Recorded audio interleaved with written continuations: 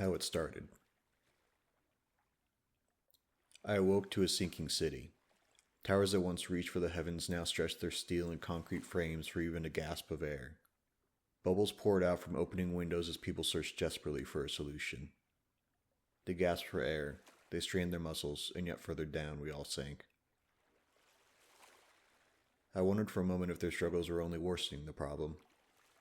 Any air released would only allow the city to sink faster. Each attempt at personal salvation ignoring and aiding the problem we were all facing. But then I found clarity. The city didn't matter. It was a lost cause. In fact, why was I so concerned with saving the city? Why shouldn't I join the others in trying to save myself? Why should I cling so hard to the city that I knew, when it was bringing about my own destruction? I opened my window and swam for my life. How it continued. We swam en masse for the surface, past those who were slower, past those who were trapped, past any consideration for another life. I tried not to look around, not wanting to waste energy on anything but survival. But I couldn't help myself. The water stretched for miles. There was so much room and so many people, all so visible and clear without our own structures standing in the way. It was almost beautiful for a time. But then it collapsed. We came together, not as a unit, but as a panicked crowd. We had already abandoned others below. Who were we to stop for those ahead of us that were losing steam? The water's not the only obstacle in our way. Us. We were separate, but our shared struggle unified us.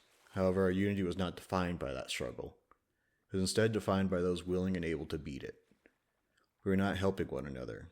We just had shared goals and ambitions. All of us attempting desperately to become someone who finished the race and lived. Many couldn't make it. I stopped looking. How it ended. The surface came closer. It had been difficult to judge how far down we had started, but I was hoping it was just far enough. Enough for me to make it. Our numbers had thinned. There were so few of us left now. I saw darkness at the edges of my vision, framing the sunlight dancing across the water above. My lungs burned. My muscles ached. I'm sure I was crying, but it was inconsequential. My tears joined the vastness of the sea.